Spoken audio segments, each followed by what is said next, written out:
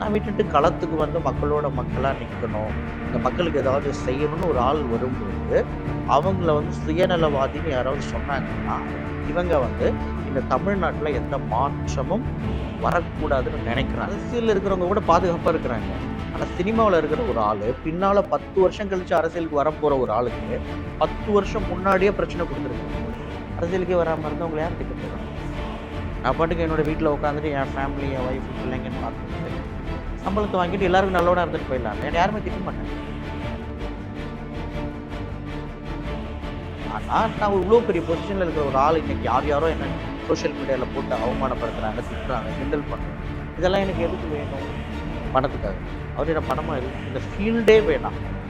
இனிமேல் என் வாழ்க்கை வந்து மக்களுக்காகத்தான் அப்படின்னு சொல்லிட்டு ஒருத்தர் போகிறாருன்னா நம்ம அதை வந்து சுயநலம் அப்படின்னு சொன்னோம் அப்படின்னா அது வந்து நமக்கு வேற ஏதோ தப்பான வன்மம் விஜய் மேலே இருக்கு, பொறாமை இருக்கு. அப்போ ஏதோ ஒரு இந்த மண், இந்த மக்கள், இந்த தமிழ் மக்கள் மேலே அவருக்கு ஒரு பெரிய அன்பு இருக்கு. பேசிக்கலி ஒரு தமிழ் எம்ஜிஆருக்கு பிறகு அரசியலுக்கு வந்த பொதுவான ஆக்டர்ஸ் எல்லாரும் பார்த்தீங்கன்னா மார்க்கெட் அவுட் ஆனதுக்கப்புறம் தான் வந்து. பட் விஜய் அப்படி கிடையாது. அவர் இப்போ நம்பர் 1 ஸ்டார். சீமான் திட்டுறாரு ஒரு பக்கம், இன்னொரு பக்கம் திருமாவளவன் திட்டுறாரு.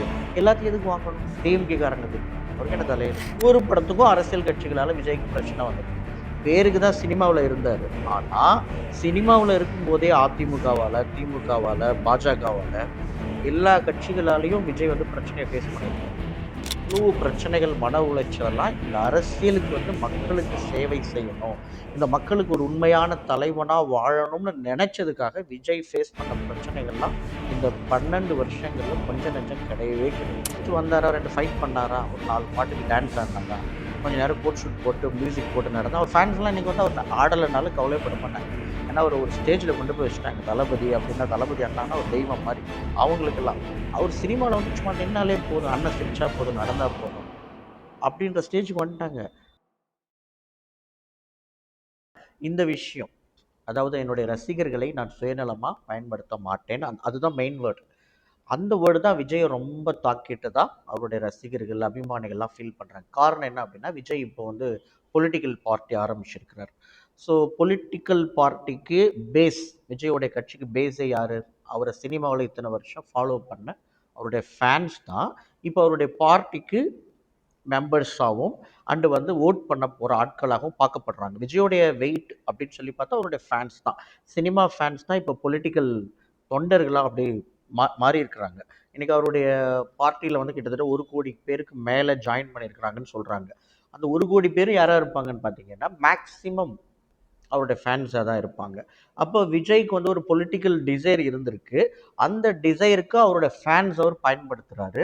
இதை மென்ஷன் பண்ணி தான் அஜித் வந்து நான் என்னுடைய இந்த மாதிரி ஆசைகளுக்கு சுயநலமாக நான் வந்து என்னுடைய ரசிகர்களை பயன்படுத்த மாட்டேன்னு மென்ஷன் பண்ணியிருக்கிறாரு அப்படின்னு ஆக்சுவலி இந்த கான்ட்ரவர்சி போயிட்டுருக்கு. ஸோ என்னுடைய ஆங்கிளில் நான் என்ன சொல்வேன்னா, அஜித் வந்து இதை நினச்சி சொன்னாரோ சொல்லலையோ, பட் விஜயை பற்றி நம்ம உண்மையாக பேசணும் அப்படின்னா, விஜய் ஒரு சுயநலவாதியா? நான் அப்படி தான் யோசிக்க விரும்புகிறேன். விஜய் உண்மையிலே ஒரு சுயநலவாதியா? ஒருவேளை அஜித் அப்படி சொல்லியிருந்தாலும், இல்லை வேற யாராவது விஜய் ஒரு சுயநலவாதி, இதனுடைய ரசிகர்களை பயன்படுத்தி அவர் வந்து சிஎம்மாக பார்க்குறாரு அப்படின்னு யாராவது சொன்னாங்க அப்படின்னா, அது தவறு அப்படின்னு தான் நான் சொல்வேன். ஏன் அப்படின்னா, விஜய் வந்து நான் கிட்டத்தட்ட நான் என்னுடைய மாண்புமிகு மாணவன், இந்த பூவே உனக்காக, இந்த மூவிஸ்லாம் ரிலீஸ் ஆன டைம்லேருந்து அவங்கள வந்து நெருக்கமாக வாட்ச் பண்ணியிருக்கிறோம். அதுக்கப்புறம் மீடியா ஃபீல்டில் வந்து நம்ம கிட்டத்தட்ட இந்த 20 இயர்ஸில் வாட்ச் பண்ணியிருக்கோம். அவரை பற்றி நிறைய ஆர்டிகல்ஸ், ஏன் தொடரே எழுதியிருக்கிறேன். ஒரு மேகசின்லலாம் தொடர் எழுதியிருக்கோம், துருவ நட்சத்திரம் அப்படின்லாம். அப்படி பார்க்கும்போது அவர் வந்து இன்னைக்கு அரசியலுக்கு வந்திருக்கலாம். பட் ஏற்கனவே பல வருஷங்களா நடிக்க வந்த புதிதில் இருந்து அவங்களுடைய நற்பணி மன்றம் இருக்கு இல்லையா, அந்த மன்றம் மூலயமா ஏராளமான உதவிகள் வந்து தமிழ்நாடு முழுக்க செய்திருக்கிறாங்க. அப்போ எல்லாம் அடிக்கடி நம்முடைய நியூஸ் பேப்பர்ஸில் எல்லாம் விஜய் வந்துட்டு இந்த மாதிரி வெள்ளத்தால் பாதிக்கப்பட்ட மக்களுக்கு நிவாரண உதவி கொடுத்தாரு, அப்புறம் இலவச திருமணங்கள் நடத்தி வச்சாரு, இத்தனை விதமான சீர்வரிசைகளோட இலவச திருமணம் நடத்தி வச்சாரு. அப்புறம் வந்துட்டு பானை செய்கிற ஒருத்தருடைய மகளை வந்துட்டு அவங்களுக்கு படிக்க வசதி இல்லாதப்ப படிக்க வச்சதுலேருந்து பல விஷயங்கள் பண்ணியிருக்காரு விஜய். இன்னைக்கு நேற்று கிடையாது. ஜெயிலில் பிரியாணி போடுறதுலேருந்து, அப்புறம் சுனாமியால் பாதிக்கப்பட்டவங்களுக்கு போட்ஸ் வாங்கி கொடுத்தது, மழை பெய்த டைமில் ஆட்டோ ரிக்ஷாக்காரங்களுக்கெல்லாம் ரெயின் கோட் கொடுத்து, நான் நிறைய விஷயங்கள் அப்போலேருந்து நம்ம பேச ஆரம்பித்தோன்னா, விஜய் வந்து ப்ரொஃபஷ்னலி ஒரு ஆக்டர். பட் ஒரு சொசைட்டியில் இந்த தமிழ்நாட்டை சேர்ந்த ஒரு குடிமகனா நிறைய விஷயம் வந்து அவங்க சொசைட்டிக்கு பண்ணியிருக்கிறாங்க. இப்போ அஜித் வந்து பொதுவாக பார்த்தீங்கன்னா, அவர் தான் தன்னுடைய ஒய்ஃபு, பிள்ளைங்க, தன்னுடைய கார் ரேஸு இந்த மாதிரியான இது எல்லாமே ஒரு செல்ஃப் ஓரியன்டட் தானே. இப்போ நான் வந்து என்னுடைய ஃபேமிலிக்காக நான் உழைக்கிறேன் அப்படிங்கிறதுல வந்து எந்த ஒரு பெரிய பெருமையும் எனக்கு இல்லை. ஏன்னா என்னுடைய ஒய்ஃப்காக நான் உழைக்கிறேன், என்னோட பிள்ளைங்களுக்காக நான் உழைக்கிறேன். இதில் நான் பெருசாக பேச என்ன இருக்குது? பட் அப்படி நீங்கள் உழைக்கிறதுக்கு பின்னால் இருக்கிறது உங்கள் ஃபேன்ஸ் தான். இன்னைக்கு விஜய்க்கு ஈக்குவலாக அஜித் ஈக்குவலாக வச்சு பேசுகிறாங்கன்னா காரணம் என்ன? அவருக்கு இருக்கிற அளவுக்கு ஃபேன் பேஸ் வந்துட்டு அஜித்துக்கும் இருக்குது. அப்போ ஃபேன்ஸை பயன்படுத்தி தானே நீங்களே அந்த தொழில் பண்ணுறீங்க, இந்த சினிமா தொழில். உங்களுக்கு இந்த ஃபேன் சப்போர்ட் இல்லைன்னா இன்னைக்கு இவ்வளோ அந்த ஒரு 100 crore சேலரி கொடுக்குறாங்க அப்படின்னா அது யாரால கொடுக்குறாங்க? உங்கள் மூவிக்குன்னு ஒரு ஃபேன் பேஸ் இருக்குது. ஒரு வாரம் வந்து உங்களுடைய 3-4 நாள் உங்கள் படத்துக்கு வந்துட்டு அந்த க்ரௌடை வந்து புல் பண்ணுற ஒரு கெப்பாசிட்டி உங்களுக்கு இருக்குது. அதை வச்சு தான் உங்களை வந்துட்டு கொண்டாடுறாங்க.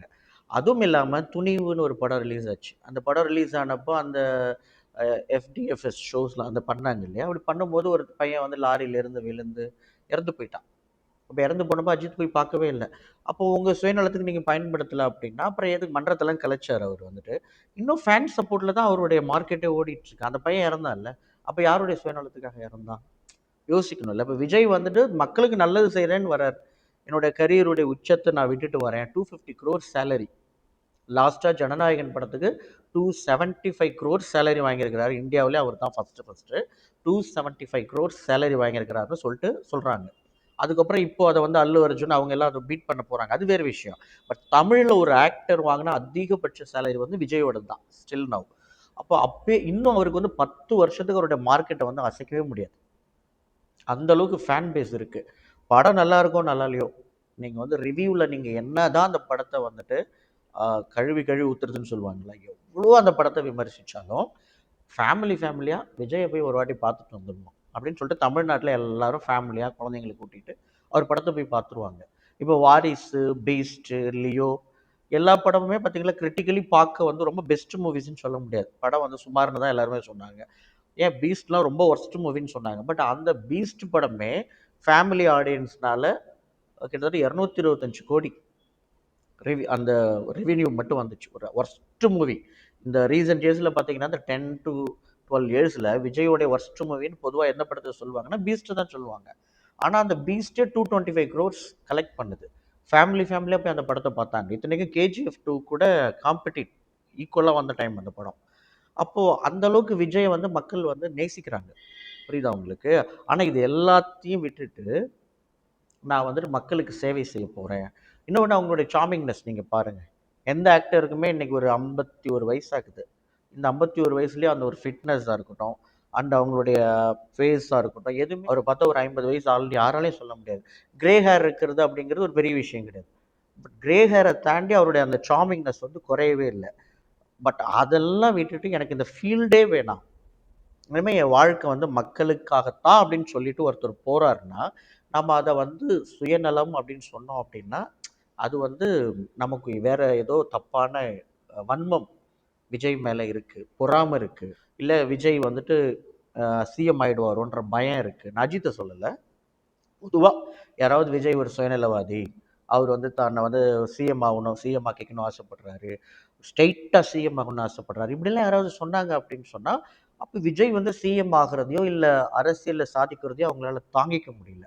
அதனால் இப்படி பேசுகிறாங்க அப்படின்னு தான் நான் சொல்லுவேன். ஏன்னா ஈழத்தமிழர்களுக்கு வந்துட்டு அந்த பிரச்சனை வார் போயிட்டு இருந்துச்சு. அந்த 2009-8 டைம்லலாம் ஸ்ரீலங்காவில் பெரிய சிவில் வார் போயிட்டு இருந்துச்சு, உள்நாட்டு போர். அந்த போரில் வந்துட்டு ஈழத்தமிழர்கள் எல்லாம் பயங்கரமாக பாதிக்கப்பட்டாங்க. பல பேர் லட்சக்கணக்கில் இறந்தாங்க. அந்த டைமில் தமிழ்நாட்டில் ஒரு பெரிய கொந்தளிப்பு வந்தப்போ விஜய் வந்துட்டு தனியாக உண்ணாவிரத போராட்டம் நடத்தினார். தன்னுடைய ஒய்ஃப் அண்டு அந்த நற்பணி மன்றத்தை விஜய் மக்கள் இயக்கம் அதன் மூலமாக அந்த போராட்டம் நடத்தினார், உண்ணாவிரத போராட்டம். அதே மாதிரி தமிழக மீனவர்கள் வந்துட்டு மீன் பிடிக்க போகும்போது எல்லையை தாண்டி போயிடுறாங்க, ஸ்ரீலங்கா எல்லைக்குள்ளே போயிடுறாங்க. அப்போ நிறைய தமிழக மீனவர்கள் சுட்டு கொண்டுக்கிட்டே இருப்பாங்க அந்த டைமில். அது வந்து கலைஞர் பீரியட். அப்போ விஜய் வந்து நாகப்பட்டினத்தில் ஒரு மீட்டிங் போட்டு இதை கண்டித்து ஒரு ஆர்ப்பாட்டம் நடந்தேன். அந்த மீட்டிங்கில் நான் போயிருக்கிறேன். நான் கண்கூட முன்னாலலாம் 3 வயசு 2-3 வயசில் இருந்தேன். அப்போ வந்து அவ்வளோ ஆக்ரோஷமாக பேசினார். நாங்கள் வந்துட்டு கையை அசைச்சா வந்துட்டு இலங்கை வரைபடத்திலே இருக்காது அப்படின்னு சொல்லிட்டு அவ்வளோ கோபமாக, ஏன்னா தமிழர்களுக்கு ஒரு பிரச்சனை வரும்போது அதை தாங்கிக்காமல் முன் வந்தார். அப்போவே ஒரு பேட்டியில் கூட சொன்னார், தமிழர்களுக்கு எப்போ பிரச்சனை வந்தாலும் நான் கண்டிப்பாக குரல் கொடுப்பேன். அப்போ ஒரு மனுஷனுக்கு வந்து எல்லா விதத்துலையுமே அவனுக்கு சுயநலமாக இருக்கிறான், நடிக்கிறான்னு நம்ம பேசக்கூடாது. உண்மையிலே இருக்கலாம்ல. ஒரு நடிகருக்கு வந்துட்டு சொசைட்டி மேலே கான்சியஸ் இருக்கக்கூடாதா, கன்சர்ன் இருக்கக்கூடாதா? இருந்திருக்கு. ஸ்டார்டிங்லேருந்து பார்க்குறோம் விஜய். அப்பையிலேருந்து அந்த அனிதான்னு ஒரு பொண்ணு, அந்த நீட் இஷ்யூ, அந்த நீட் இஷ்யூவில் வந்துட்டு அந்த அனிதான்ற பொண்ணு சூசைட் பண்ணிக்கிட்டாங்க. அப்போ வீடு தேடி விஜய் போயிட்டு பார்த்துட்டு அவங்களுடைய அண்ணனுக்கு ஆறுதல் சொல்லிட்டு அவர் சின்ன ஒரு அந்த செக் கொடுத்துட்டு வந்தாங்க. அதே மாதிரி தூத்துக்குடியில் ஸ்டெர்லைட் இஷ்யூவில் அத்தனை பேர் சுட்டு கொண்ட இஷ்யூவில் ராத்திரியோட ராத்திரியாக யாருக்குமே தெரியாமல் எந்த விளம்பரமும் இல்லாமல் ஒரு ரசிகருடைய பைக்கில் பின்னால் உட்காந்துக்கிட்டு மிட் நைட்டில் ரசிகரோட பைக்கில் பின்னாடி உட்காந்துக்கிட்டு கர்ச்சிப் எடுத்து முகத்தை மறைச்சிக்கிட்டு வீட்டுக்கு போயிட்டோம்மா, சாரி ராத்திரியில் வந்து டிஸ்டர்ப் பண்ணுறேன், சாரி அப்படின்னு சொல்லிட்டு அந்த வீட்டில், ஏன்னா டே டைமில் போனால் மக்கள் கூடிடுவாங்க, தேவையில்லாமல் அட்வர்டைஸ்மெண்ட் ஆகும். அந்த மக்கள் வந்து ஏற்கனவே தங்களுடைய பிள்ளைகளை கணவனெல்லாம் இழந்து பாதிக்கப்பட்டிருக்கிறாங்க. நாம் அவங்களுக்கு ஆறுதல் சொல்ல போகும்போது அமைதலாக போயிட்டு வர்றேன்னு சொல்லிட்டு ராத்திரியோட ராத்திரியாக அந்த ஃபேமிலிஸ் எல்லாரையும் மீட் பண்ணி அவங்களுக்குலாம் உதவி கொடுத்துட்டு வந்தார் விஜய். அதே மாதிரி ஜல்லிக்கட்டு இஷ்யூ, இளைஞர்கள் எல்லாம் போராடிட்டு இருக்கும்போது அவர் நினச்சிருந்தா முகத்தை ஓப்பனாக காமிச்சிக்கிட்டு அப்படி கொஞ்சம் ப்ரொபகண்டா பண்ணிடலாம். பட் பண்ணல, சைலண்ட்டாக அப்படியே வந்துட்டு அந்த கூட்டத்தெல்லாம் பார்த்துட்டு அமைதியாக போயிட்டார். அப்போ ஏதோ ஒரு இந்த மண், இந்த மக்கள், இந்த தமிழ் மக்கள் மேலே அவருக்கு ஒரு பெரிய அன்பு இருக்குது. பேசிக்கலி ஒரு தமிழ். அப்போ அவர் தன் இனத்தையும் தன்னுடைய மக்களையும் நேசிக்கிறார். இந்த மக்களுக்கு நம்ம ஏதாவது செய்யணும். நம்ம நடிக்க வந்து 30 வருஷத்துக்கு மேலே ஆயிடுச்சு. நம்மளை இவ்வளோ பெரிய உச்சத்தை அவரே அதான் சொல்கிறார், என்னை இவ்வளோ பெரிய உச்சத்தில் உட்கார வச்சுருக்கிறீங்க, எனக்கு எல்லாமும் நீங்கள் பண்ணிட்டீங்க, இனிமேல் நான் உங்களுக்கு ஏதாவது பண்ணணும் அப்படின்றார். இதில் என்ன தவறு இருக்குது? அதுக்கு ஃபேன்ஸை பயன்படுத்துகிறார். இப்போ உங்ககிட்டயோ இல்லை என்கிட்ட ஒரு 100 பேர் இருக்கிறாங்கன்னு வச்சுக்கோங்க. நான் என்ன சொன்னாலும் கேட்பாங்க, நீங்கள் என்ன சொன்னாலும் கேட்பீங்கன்னா அவங்கள வச்சு பயன்படுத்தி ஏதாவது ஒரு நல்ல விஷயம் பண்ணணும்னு நீங்கள் நினைப்பீங்களா, நினைக்க மாட்டீங்களா? ஒருத்தவங்களை சுற்றி ஒரு 10 பேர் சேர்றது, இல்லை ஒரு 50 பேரோ 100 பேரோ 1000 பேரோ லட்சக்கணக்கான பேர் சேர்றது சாதாரண விஷயம் கிடையாது. அதுக்கு அவங்க எவ்வளோ கஷ்டப்பட்டிருப்பாங்க. அதை வந்து அவர் படத்துலேயே சொல்லியிருப்பார், திருமலை படத்தில். தன்னை நேசிக்கிற ஒரு கூட்டம் சேர்றது எவ்வளோ கஷ்டம்னு எனக்கு மட்டும்தான் தெரியும். அப்போ இன்றைக்கி வந்து ஒரு க்ரோர்ஸ் ஆஃப் ஃபேன்ஸ் விஜய்க்கு உருவாயிருக்கிறாங்கன்னா 30 வருஷம் உழைப்பு, 33 வருஷம் உழைப்பு, ராத்திரி பகல் கஷ்டப்பட்டு போராடி தான் அந்த ஸ்டேஜுக்கு அவங்க வந்திருக்கிறாங்க. அவருடைய அந்த லுக்கு, அவுட்லுக்கெல்லாம் அவங்க எவ்வளோ நிறைய ஸ்டார்டிங்லலாம் ஃபஸ்ட்டு மூவிலலாம் வந்துட்டு அவர் முகத்தையே வந்து தகர டப்பா அப்படின்லாம் சொல்லிட்டு எழுதுனாங்க ஒரு ரிவ்யூலலாம். அப்போ வந்து அவர் எந்த அளவுக்கு அழுதார் அப்படிங்கிறதுலாம் அவங்க ஃப்ரெண்ட் எல்லாம் பேட்டியில் சொல்லியிருக்கிறாங்க. அந்தளவுக்கு ஒரு முகத்தையே அசிங்கப்படுத்தினாங்க. பட் அஜித்லாம் அப்படி கிடையாது. அஜித்லாம் அவருடைய அழகு கலருக்கே போதும், அவருக்கு யாருமே ரெக்கமெண்ட் பண்ண வேண்டிய அவசியமே கிடையாது. இப்போது எனக்கு வந்து பயங்கரமான ஒரு அழகு இருக்குன்னா எனக்கு யார் ரெக்கமெண்ட் வேணும் உங்களுக்கு? சினிமாவில் நல்ல கலராக இருந்தால் உடனே ஹீரோ ஆக்கிடுவாங்க. எனக்கே தெரியும் எவ்வளோ நீங்கள் வந்து நார்த் இந்தியன் மாதிரி இருப்பாங்க. அந்த ஹீரோவை வந்து இங்கே இருக்கிற தமிழாக்கள் எடுத்துக்கவே மாட்டாங்க. பட் நம்ம ஆளுங்க நல்ல கலராக இருக்கிறாரு அப்படின்னு சொல்லிட்டு அவர் தான் ஹீரோவாக போடுவாங்க. ஏன்னா கலராக இருக்காரு. அப்பாஸ்னு ஒருத்தர் ஹீரோ ஆக்குனாங்க, காதல் தேசம்னு ஒரு படம். இந்த ஃபஸ்ட்டு படம் பெரிய ஹிட்டு. அப்பாஸை வந்து தமிழ்நாடே கொண்டாடிச்சு. கேர்ள்ஸ்லாம் அவ்வளோ ஃபேன்ஸ் ஆகிட்டாங்க. அதுக்கப்புறம் அதுக்கப்புறம் அவருடைய படம் எதுவுமே ஓடலை. இன்றைக்கி அவர் கிட்டத்தட்ட ஃபீல்டுலேயே கிடையாது. புரியுதா உங்களுக்கு? ஸோ என்னென்னா அழகு, ஏன்னா கலராக இருந்தார், பார்க்க அழகாக இருந்தார். பட் எடுபடலை. விஜய்க்கு வந்து அந்த கலர் கிடையாது, அந்த அழகு கிடையாது. பார்த்த உடனே அப்படியே பிடிக்கிற மாதிரியான ஒரு அழகுலாம் கிடையாது. மெல்ல மெல்ல போராடி மெயினாக ஸ்டன் சீக்வன்சஸ், அவருடைய டான்ஸ் அண்ட் ஸ்டன் சீக்வன்சஸ், அவர் ஸ்டார்டிங் மூவிஸ்லேயே பார்க்கும்போது அந்தளவுக்கு ரிஸ்க் எடுத்து ஃபைட் சீன்லாம் நடிப்பாப்ல. அப்போவே ஸ்கூல்ஸ்லாம் நாங்கள் படிக்கும்போது ஸ்கூல் டேஸ்லேயே பேசுவாங்க ஸ்டூடெண்ட்ஸ் எல்லாம், பசங்க எல்லாம் விஜயை பற்றி பேசிகிட்டு இருப்பாங்க. விஜய் வந்து இப்படி ஃபைட் பண்ணார், அப்படி ஃபைட் பண்ணாப்புல அப்படின்னு சொல்லிட்டு. அந்தளவுக்கு ஒரு அப்போ அடிமட்டத்துலேருந்து அவ்வளோ கஷ்டப்பட்டு ஸ்டெப் பை ஸ்டெப்பாக மேலே வந்தாங்க. ஸோ இன்றைக்கி வந்து தமிழ்நாட்டுக்கு ஏதாவது ஒன்று செய்யணும், இந்த மக்களுக்கு ஏதாவது ஒன்று செய்யணுன்ற நல்ல எண்ணத்தோட. ஏன்னா நீங்கள் பொதுவாக பார்த்தீங்கன்னா எம்ஜிஆருக்கு பிறகு அரசியலுக்கு வந்த பொதுவான ஆக்டர்ஸ் எல்லாருமே பார்த்தீங்கன்னா மார்க்கெட் அவுட் ஆனதுக்கப்புறம் தான் வந்திருக்காங்க. அவங்களுக்கு வந்து சினிமாவில் மார்க்கெட் வந்து டல் ஆகிடும், உடனே இங்கே வந்திருப்பாங்க. பட் விஜய் அப்படி கிடையாது. அவர் இப்போ நம்பர் 1 ஸ்டார். இன்றைக்கி வந்து தமிழ்நாட்டிலே தமிழ் சினிமாவில் நம்பர் 1 ஸ்டார் வந்து விஜய் தான். அதுக்கு அடுத்து தான் ரஜினியே இருக்கார். இது எல்லாருமே சொல்கிற ஒரு விஷயம். அவருடைய ரெவென்யூ, அவருடைய பாக்ஸ் ஆஃபீஸ் கலெக்ஷன், அவருடைய வேல்யூலாம் பார்த்தீங்கன்னா எங்கேயோ இருக்குது.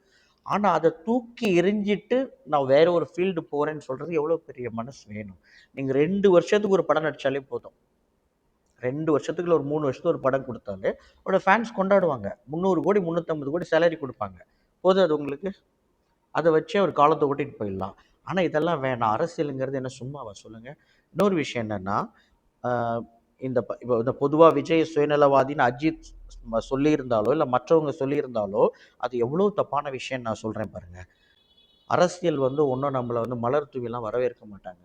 இன்றைக்கி வந்து சோஷியல் மீடியாவில் நீங்கள் எங்கே போனாலும் விஜயோட ஹேட்டர்ஸ் இருக்காங்கல்ல, டிஎம்கேக்காரங்க, பிஜேபிக்காரங்க, இன்னும் சில கட்சிக்காரங்கள்லாம் விஜயை வந்து எந்த அளவுக்கு மீம்ஸ் போட்டு எவ்வளோ கெட்ட கெட்ட வார்த்தைகளால் அவரை எவ்வளோ எவ்வளோ மோசமான மீம்ஸ் எல்லாம் போட்டு அவமானப்படுத்துகிறாங்கன்றதெல்லாம் டெய்லி பார்த்துட்ருக்கேன். அரசியலுக்கே வராமல் இருந்தால் அவங்களை யார் திட்ட போகிறா? நான் பாட்டுக்கு என்னோடய வீட்டில் உட்காந்துட்டு என் ஃபேமிலி, என் ஒய்ஃபு, பிள்ளைங்கன்னு பார்த்துக்கிட்டு சம்பளத்தை வாங்கிட்டு எல்லாருக்கும் நல்லவனாக இருந்துட்டு போயிடலாம்ல. என்னை யாருமே திட்ட மாட்டாங்க. ஆனால் நான் இவ்வளோ பெரிய பொசிஷனில் இருக்கிற ஒரு ஆள் இன்றைக்கி யார் யாரோ என்ன சோஷியல் மீடியாவில் போட்டு அவமானப்படுத்துகிறாங்க, திட்டுறாங்க, கிண்டல் பண்ணுறாங்க. இதெல்லாம் எனக்கு எதுக்கு வேணும்? பணத்துக்காகவா? அவர் என்ன பணமா இல்லை? பெரிய பணக்காரர் விஜய், ஒன்றும் சாதாரண ஆள் கிடையாது. இந்த சினிமாவிலே வருமானம் இல்லைனாலுமே அவங்களுடைய பிஸ்னஸ் வருமானமே அவங்களுக்கு நிறைய இருக்குது. அப்போ அதெல்லாம் விட்டுட்டு வர்றாங்க மக்கள். இன்றைக்கி வந்து யார் யாரோ நம்மளை திட்டுறாங்க, அவமானப்படுத்துகிறாங்க. சீமான் திட்டுறாரு ஒரு பக்கம், இன்னொரு பக்கம் திருமாவளவன் திட்டுறாரு. எல்லாத்தையும் எதுக்கு வாங்கணும்? டிஎம்கேக்காரங்க திட்டுறாங்க, அவருக்கு என்ன தலையெழுத்து? இத்தனைக்கும் அவர் வந்து பதிலுக்கு திட்டுற பழக்கமும் கிடையாது. பேசிக்கலாகவே ரொம்ப ஒரு காமான ஆள். ஒருத்தர்கிட்ட அதிர்ந்து பேசவும் தெரியாது. அவரை திட்டினீங்கன்னா கூட திரும்ப அவர் திட்ட மாட்டார். இத்தனை வருஷத்தில் நான் பார்த்துருக்கேன். இன்னைக்கு வரைக்கும் அவரை யார் என்ன சொன்னாலும் அவரால் பதிலுக்கு அவங்கள வந்து விமர்சித்து ஒரு வார்த்தை பேசவே மாட்டாங்க. அப்படி ஒரு குவைட்டான பர்சனலாக எல்லாத்தையுமே கேட்டுட்டு அமைதியாக இக்னோர் நெகட்டிவிட்டி அப்படின்னு சொல்கிற வார்த்தையின்படி வாழ்கிறால நம்ம பார்க்கவே முடியாது. இப்போ நாளை என்னெல்லாம் திட்டாங்கன்னா கண்டிப்பாக எனக்கு சுரியன்னு கோவம் வந்துடும். ஒரு லிமிட் தான் பார்ப்பேன். இல்லைனா அதுக்கு மேலே நீ யார் என்ன பேச அப்படின்னு நான் வந்து ஃபைட் பண்ணுவேன். இல்லை நானும் ஏதாவது அவங்கள விமர்சிப்பேன். பட் அவரால் அதை பண்ணாமல் இருக்கிறதே ஒரு பெரிய நல்ல கேரக்டர் அது. ஸோ அதுக்கு முன்னாடியும் பாருங்கள், நீங்கள் எப்போ அவர் அரசியலுக்கு வரப்போகிறான்னு முடிவு எடுத்தாரோ வந்துடுவார்னு இவங்களுக்கு தெரிய வந்துச்சு பாருங்கள். தலைவா படம், அந்த சுறா, இந்த மாதிரி படங்கள்லாம் வரும்போது, அப்புறம் கத்தி, சர்க்கார், மெர்சல் மூவி, மாஸ்டர் படம், ஒவ்வொரு படத்துக்கும் அரசியல் கட்சிகளால் விஜய்க்கு பிரச்சனை வந்திருக்கு. பேருக்கு தான் சினிமாவில் இருந்தார். ஆனால் சினிமாவில் இருக்கும்போதே அதிமுகவால், திமுகவால், பாஜகவால் எல்லா கட்சிகளாலையும் விஜய் வந்து பிரச்சனையை ஃபேஸ் பண்ணியிருக்காரு. அப்போ அரசியலில் இருக்கிறவங்க கூட பாதுகாப்பாக இருக்கிறாங்க. ஆனால் சினிமாவில் இருக்கிற ஒரு ஆள் பின்னால் 10 வருஷம் கழித்து அரசியலுக்கு வரப்போகிற ஒரு ஆளுக்கு 10 வருஷம் முன்னாடியே பிரச்சனை கொடுத்துருக்குறாங்க. யோசிச்சு பாருங்களேன் கொஞ்சம். இப்போது பொலிட்டிக்கலி நம்ம வீட்டுக்காரர் ஏதோ பண்ணிகிட்டு இருக்கிறாரு அப்படின்னும் பொழுது அப்போது வீட்டில் எவ்வளோ பிரச்சனை வரும்? உங்களுக்கு ஏன் இந்த வேலை? நீங்கள் ஏன் போயிட்டு இந்த மாதிரி பொதுவான விஷயங்களில் தலையிடுறீங்க? அப்படி தலையிடுறதுனால நம்ம ஃபேமிலிக்கு தேவையில்ல பிரச்சனை வந்துடும், பிள்ளைங்களுக்கு பிரச்சனை வரும்னு பேசுவாங்களா பேச மாட்டாங்களா? பொதுவாக இருக்கிற ஒரு விஷயம் தானே இது சொசைட்டியில். ஏன்னா அவங்க ஒய்ஃப் கண்டிப்பாக பயப்படுவாங்க, நமக்கு தைரியம் இருக்கும். பட் வீட்டில் இருக்கிறவங்களுக்கு கண்டிப்பாக அந்த தைரியம் இருக்காது. நமக்கு எதுக்குங்க இந்த பிரச்சனை எல்லாம், நம்ம நிம்மதியாக குழந்தைங்களோட வாழ்ந்துட்டு போயிடலாம் அப்படி தான் வந்து அவங்க நினைப்பாங்க. ஸோ இதெல்லாம் நடந்திருக்கும். இவ்வளோ விஷயங்கள் விஜய் வந்து ஃபேஸ் பண்ணியிருக்காப்புல. ஒவ்வொரு படமும் ரிலீஸ் ஆகிறதுக்கு அவருக்கு பிரச்சனை வரும். அந்த படம் ரிலீஸ் ஆகுமா அப்படிங்கிறது முதல் நாள் நைட்டு, நாளை காலையில் ரிலீஸ்னால் நைட்டு வரைக்கும் இஷ்யூ போகும். எல்லாம் பார்த்துருக்கோம், நம்ம எல்லாமே நியூஸில் பார்த்துருக்கோம். அவ்வளோ பிரச்சனைகள், மன உளைச்சலெல்லாம் இந்த அரசியலுக்கு வந்து மக்களுக்கு சேவை செய்யணும், இந்த மக்களுக்கு ஒரு உண்மையான தலைவனாக வாழணும்னு நினச்சதுக்காக விஜய் ஃபேஸ் பண்ண பிரச்சனைகள்லாம் இந்த 12 வருஷங்களில் கொஞ்சம் நெஞ்சம் கிடையவே கிடையாது. அப்படி ஸ்ட்ரெயிட்டாக வந்து உனக்கு எந்த கஷ்டமும் படாமல் அரசியலுக்கு வரலாம் இல்லை. சினிமாவில் இருக்கும்போதே அரசியல் பண்ணியிருக்காங்கல்ல, அரசியல் மீட்டிங்ஸ் நடத்தியிருக்கிறாங்க, மக்களுக்காக குரல் கொடுத்துருக்குறாங்க, பல நலத்திட்ட உதவிகள் செஞ்சுருக்கிறாங்க. அரசியலுக்காக பல்வேறு பிரச்சனைகளை பல்வேறு கட்சிகளிடமிருந்து ஃபேஸ் பண்ணியிருக்கார் விஜய். இவ்வளோ கஷ்டமும் பட்டுட்டு தான் இப்போ வந்து கட்சி ஆரம்பிச்சிருக்கார். அவங்க வந்து சிஎம் ஆகுறாங்க ஆகலை அப்படிங்கிறதெல்லாம் செகண்ட்ரி. பட் அவங்கள வந்து ஒரு சுயநலவாதியாக இவங்க காமிக்கிறாங்கல்ல யாரோ. சிலர் வந்து மறைமுகமாக காமிக்கலாம், சில பேர் ஓப்பனாகவே அவர் வந்து ஏதோ தவறான ஒரு ஆள் மாதிரி காமிக்கிறாங்களா, அது வந்து ரொம்ப தப்பு. அவர் அந்த மாதிரி ஒரு ஆள் கிடையாது, அவருக்கு அது அவசியமும் கிடையாது. அவர் ஜஸ்ட்டு வந்தாரா, 2 ஃபைட் பண்ணாரா, ஒரு 4 பாட்டுக்கு டான்ஸ் ஆடினாரா, கொஞ்சம் நேரம் கோட் ஷூட் போட்டு மியூசிக் போட்டு நடந்தால் அவர் ஃபேன்ஸ்லாம் இன்றைக்கி வந்து அவர் ஆடலைனாலும் கவலைப்பட மாட்டாங்க. ஏன்னா அவர் ஒரு ஸ்டேஜில் கொண்டு போய் வச்சுட்டாங்க. தளபதி அப்படின்னா, தளபதி அண்ணான்னா ஒரு தெய்வம் மாதிரி அவங்களுக்கெல்லாம். அவர் சினிமாவில் வந்து சும்மா நின்னாலே போதும், அண்ணன் சிரிச்சா போதும், நடந்தால் போதும் அப்படின்ற ஸ்டேஜுக்கு வந்துட்டாங்க. அந்த ஏசி வாழ்க்கையெல்லாம் விட்டுட்டு எங்கே ஃபாரினில் போய் நிம்மதியாக நாட்டுக்கு டூர் அடிக்கிறதெல்லாம் விட்டுட்டு ஆடி கார் இந்த மாதிரி லக்ஸரியஸ் லைஃப். பெரிய பெரிய ஒரு பவர்ஃபுல் மேன், லக்ஸரியஸ் மேன் அவர் வந்துட்டு. அதெல்லாம் விட்டுட்டு களத்துக்கு வந்து மக்களோட மக்களாக நிற்கணும், இந்த மக்களுக்கு ஏதாவது செய்யணும்னு ஒரு ஆள் வரும்போது அவங்கள வந்து சுயநலவாதின்னு யாராவது சொன்னாங்கன்னா இவங்க வந்து இந்த தமிழ்நாட்டில் எந்த மாற்றமும் வரக்கூடாதுன்னு நினைக்கிறாங்க. ஐ மீன் ஏற்கனவே இருக்கிற கட்சிகளே தான் ஆளணும், புதுசாக யாருமே வரக்கூடாது, இப்படியே தான் இருக்கணும், இந்த மக்கள் வாழ்க்கையில் எந்த மாற்றமும் வரக்கூடாதுன்னு நினைக்கிறாங்க அப்படின்னு தான், அதுதான் அப்படி தான் எடுத்துக்கணும். அதனால தான் விஜய் வந்து ஒரு மாற்றத்தை ஏற்படுத்திடுவாரோன்ற பயத்தில் இப்படியெல்லாம் மறைமுகமாகவும் நேரடியாகவும் அவங்கள தாக்கி பேசுகிறாங்க அப்படிங்கிறது என்னுடைய ஸ்ட்ராங் பாயிண்ட்.